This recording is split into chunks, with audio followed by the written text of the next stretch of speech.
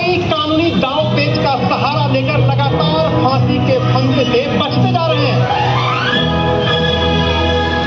जिंदा रहने के मौसम बहुत है मगर जान देने की रुत रोज आती नहीं।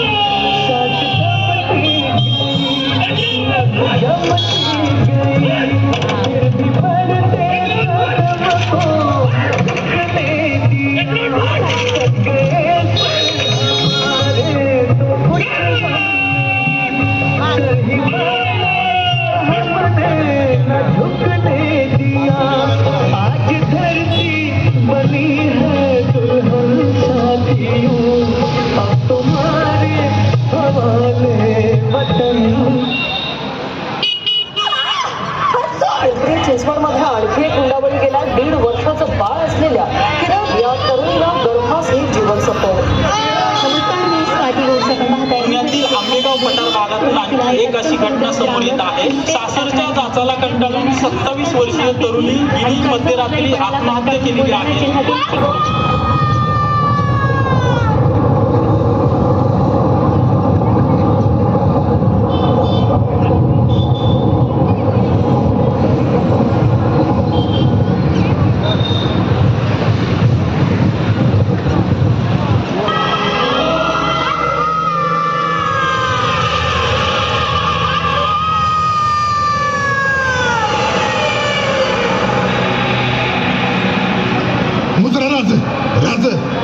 खबर आहे राज, अहो तुमच्या जयंतीनिमित्त आपल्या स्वराज्यात जागोजागी ठिकठिकाणी मोठमोठे कार्यक्रम व्हायला लागलेत। समजे कसं हालबेल आहे बघा। रक्तदान, भोजनदान, समाज प्रबोधन, पवाड, अहो याच बरोबर आपले गड किल्ले सजवले जात आहेत। काही ठिकाणी तर तुमचा आपण रायगडावर जसा राज्याभिषेक केला होता ना, अगदी तसाच राज्याभिषेक केला जातोय। राज्याभिषेक खामोश राहिबा, कसला राज्याभिषेक, कुणाचा राज्याभिषेक आणि कशासाठी करायचा हा राज्याभिषेक? ज्या रयतेसाठी आम्ही हे स्वराज्य निर्माण केलं त्या रयतेच्या करुण किंकाळ्या ऐकू येत नाहीत का तुम्हाला? का स्वार्थासाठी आणि स्वतःचे खिसे भरण्यासाठी फक्त शिवाजी महाराज की जय म्हणणाऱ्यांमध्ये आता तुम्हीही सामील झाला आहात? आणि काय म्हणालात तुम्ही? स्वराज्यामध्ये अनेक कार्यक्रम सुरू आहेत। कसले कार्यक्रम रायबा? अबलांच्या आक्रोशाचे की बलात्काराच्या चित्कारांचे? आत्महत्या करणाऱ्या शेतकऱ्यांचे की रयतेचे? काहीही झाले तरी चालेल, पण आमची घरे भरली पाहिजेत असे वागणाऱ्या पुढाऱ्यांच्या मदमस्त सत्तेचे? भ्रष्टाचार करणाऱ्या अधिकाऱ्यांचे की गल्ली बोळात होणाऱ्या दादागिरी आणि अन्याय अत्याचारांचे?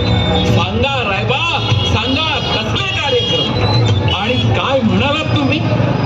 आपले स्वराज्य, अहो परस्त्री म्हणजे माते समान, तिला देव्हाऱ्यातल्या देवीची जागा देऊन माते समान पुजत आलो आम्ही। त्याच माय भगिनींना आज भर रस्त्यात, भर चौकात सर्वांसमोर नागवं केलं जातंय, तिची अब्रू लुटली जाते। रायबा, हेच का आपलं स्वराज्य? चुकलं राज, माफी करा आम्हासनी। पण आपणाला काय वाटेल या एवढ्या एकाच आपल्या समोर बोलायची हिंमत होत नव्हती। पण राज, तुम्ही म्हणताय ते अगदी बरोबर आहे राज। अहो परस्त्री म्हणजे माते समान, बेटी म्हणजे धनाची पेटी आणि सून म्हणजे दुसरी लेक। हा आपण दिलेला संस्कार ही लोक कधीच विसरून गेली आहेत। आज मुंड्यासाठी हजारो लेकींना, हजारो सुनांना घराघरात जाळलं जातंय। मुलगी नको म्हणून पोरींना पोटातच मारलं जातंय आणि त्यातूनही त्या वाचल्या तर कधी एकतर्फी प्रेमातून त्यांचा खून, तर कधी नालायक नराधमा करून सामूहिक बलात्कार।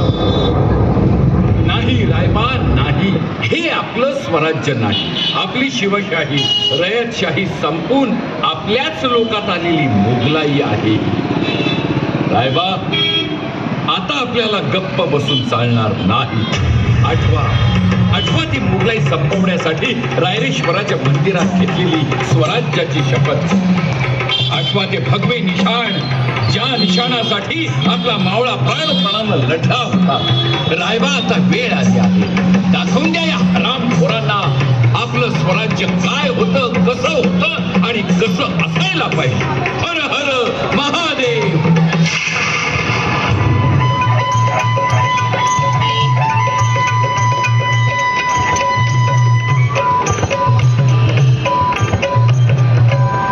ऐका कथा ही शिवरायांची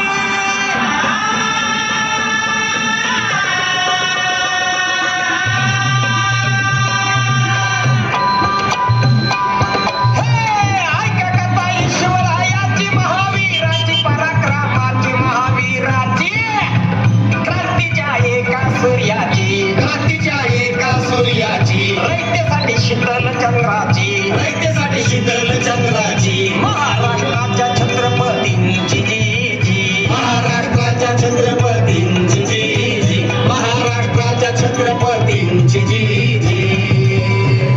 हो छत्रपती, जो मायेचं, प्रेमाचं, आपुलकीचं आणि सुरक्षेचं छत्र आपल्या रयतेच्या डोईवर धरतो तो छत्रपती. जो चांगल्याशी चांगला आणि वाईटाशी कठोर राहतो तो छत्रपती. जो रयतेची काळजी प्राणपणाने घेतो तो छत्रपती. आणि असा एकच छत्रपती, ते म्हणजे छत्रपती शिवाजी महाराज. महाराष्ट्राच्या या पवित्र भूमीवर या गरीब दीनदुबळ्या प्रजेला कोणीच वाली नसल्या कारणामुळं कधी मोगलांच्या स्वाऱ्या यायच्या तर कधी आदिलशाहीच्या जुलमी कारभाराच्या झळा, अन्यायाच्या अत्याचाराच्या या दलदलीत रयत पुरती बुडून गेली होती. अत्याचाराच्या झळांनी पुरती होरपळून गेली होती. आणि अशातच काळोखाच्या भयान गर्भातून एक सूर्य जन्माला यावा, त्याप्रमाणे मा जिजाऊ साहेबांच्या उदरातून शिवाजी नावाचा सूर्य जन्माला आला. आणि अन्याय अत्याचारानं भरडून गेलेल्या या रयतेला आपल्या प्रेमाचे आणि उभारीचे छत्र देऊन गेला.